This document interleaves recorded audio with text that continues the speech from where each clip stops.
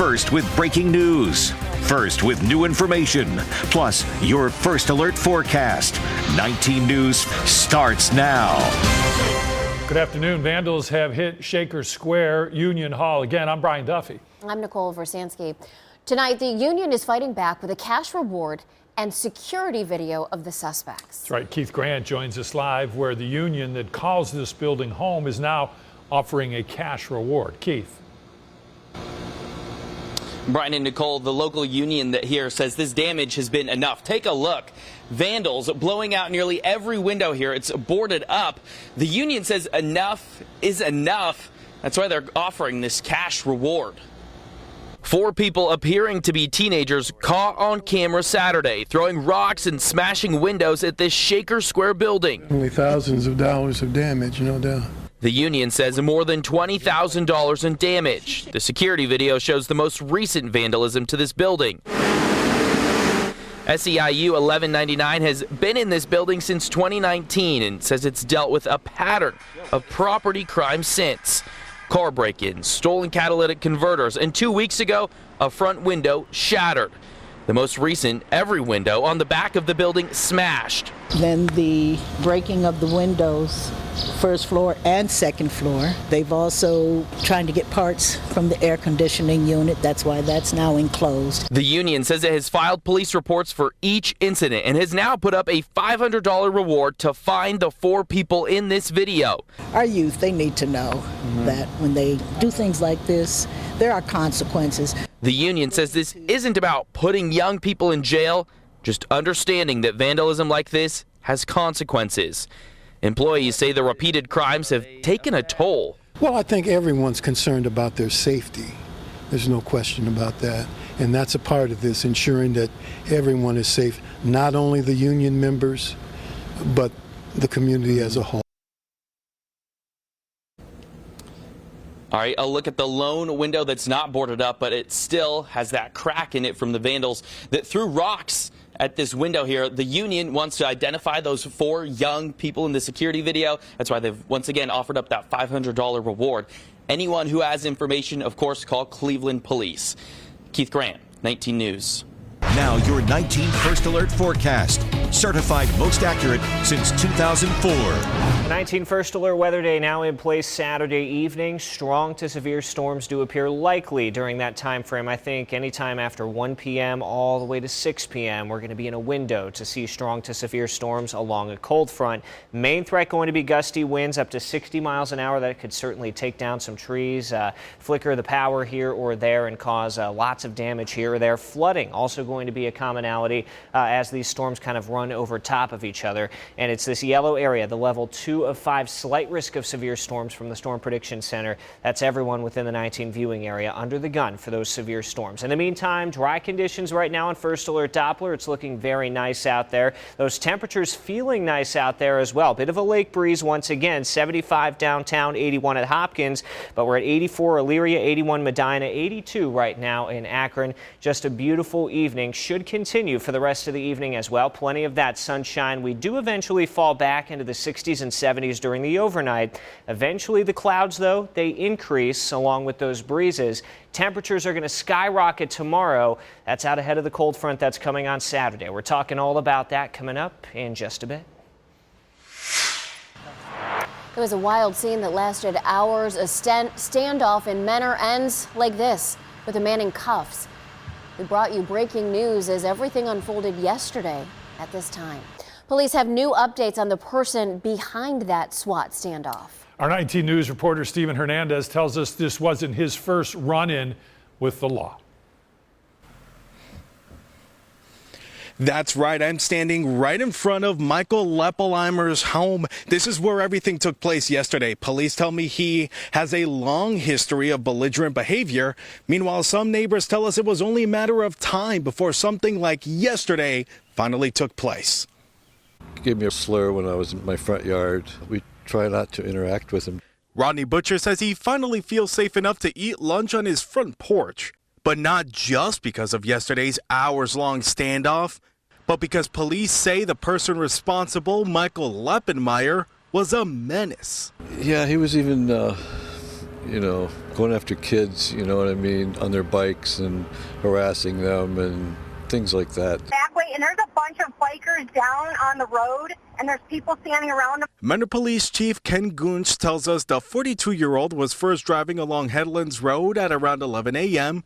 when he intentionally crossed the double yellow line and struck a 72-year-old cyclist. Leppelmeyer then got out of the car and confronted another 68-year-old cyclist, assaulting him before driving away. Both men were taken to local hospitals for serious but non-life-threatening injuries. Just that intentional action of running right into a guy on a bicycle, that's just, that's really hard to grasp and hard to understand the why. Officers tracked Leppelmeyer back to his house, where officers say he emerged with a knife. He was hit with a taser before he retreated back to his home, kicking off the standoff. I guess everyone has to realize is that we're not in a hurry with it. The longer we go, hopefully we can gain compliance. Our goal is just to gain compliance from him with the least amount of force being used. Finally, hours later, the SWAT team pulled Leppelmeyer out of the house. He's being treated at Hillcrest Hospital before going to jail. Police tell us Leppelmeyer's had previous run-ins with law enforcement. Disorderly and just welfare checks that we've done on him and just disorderly kind of behavior. Neighbors like Butcher say it's an arrest that brings him peace of mind. I don't have to worry about somebody driving by and throwing insults at me or whatever. So, yeah, it's a good feeling. It's a beautiful day. Now, Leppelmeyer will be charged with various charges, including aggravated vehicular assault, 3 charges of felonious assault and robbery. But Mentor Police tell us more charges are on the way. It's just a matter of how long it'll take before the investigation is complete. Live in Mentor, Stephen Hernandez, 19 News. Well, the attorney for Gregory Tillman has changed his plea to not guilty by reason of insanity in the death of 44-year-old Rebecca Lee Guthrie. Akron police say Tillman killed Guthrie at a Miles Street home. This was last November, shooting her. Her 25-year-old son was shot while he tried to help. He did survive. Tillman faces murder and attempted murder charges. Investigators said he and Guthrie were in a relationship. An Auburn University engineering student went missing almost a week ago during a family trip to Japan. His mother said her son decided to explore on his own after they got into a disagreement. He hasn't been seen since, and his family says they're not leaving Japan without him. Ivan Rodriguez has the latest on the search. For the last several days, Nancy and Keith Higginbotham have been consumed by the thought of where their son is. Every single second you think about your kid, and then you have the flashbacks of when he was 2, when I was breastfeeding him, the birthday parties we've thrown for him. Higginbotham says she wasn't worried when her 20-year-old son James, who goes by Weston, got on a train by himself during their family vacation in Japan, because he's an experienced traveler. The Alabama family had been in the country for about a week by then. When travel frictions arose, Weston, who is a passionate naturalist, butted heads with his mother over her use of ChatGPT to plan their trip because of the natural resources such AI requires. Needing some space, he decided to explore Kyoto on his own, while the rest of his family visited a nearby temple, according to his mom. It's not unusual for Weston to blow off steam going to the woods, and just exploring. That's his happy place. When he turned off his location, that was so concerning because it's so out of character for him. He was last seen on CCTV footage walking alone in the city's Yamashina area on a path that led to a hiking trail in the nearby woods. A typhoon that approached Kyoto on Tuesday brought heavy rains and concerns for Weston's safety if he was in the mountains at the time, police said, though they added it's possible he had already moved from the mountain. Since Wednesday, police have deployed dozens of officers, several police dogs, and a helicopter to search the Yamashina area, with the search scheduled to continue Friday. I'm Ivan Rodriguez reporting. President Trump told reporters in the Oval that he believes a deal to end the war with Iran could come as soon as this weekend. He also said that a ceasefire between the two countries remains intact. This comes after a night of high anxiety in the region. The Iranian regime's Revolutionary Guard released a video claiming to show the launch of one of its heaviest barrages aimed at U.S. military bases and regional Gulf allies. AAA says the national average for a gallon of regular gasoline is down 18 cents since last week. It's now $4.24.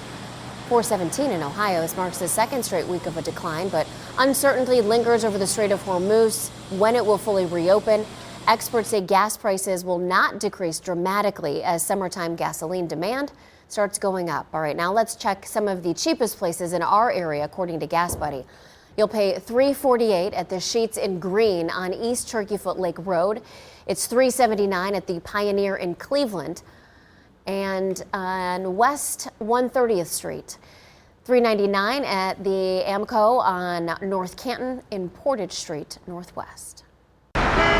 This is a 19 First Alert breaking traffic alert. All right, getting back to our breaking traffic alert. 77 North is closed right now at Gent because of a crash. In these live pictures, it appears there's a backup after the bridge, and it doesn't appear that traffic is getting through. So it looks like wherever this accident is, whatever's involved in this seems to be under the bridge area. Southbound lanes do appear to be moving, but once again, we're keeping our eye on this. 77 North right now is closed in Summit County at Gent Road.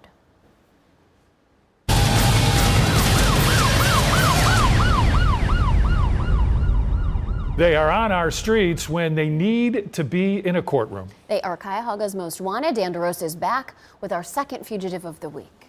Hate that we have so many homicide cases on Cuyahoga's Most Wanted, but that's exactly what this case is. He's wanted by the ATF. It was apparently an armed robbery that led to murder, alleged murder. Let's get to the case of Dominique Sheffield.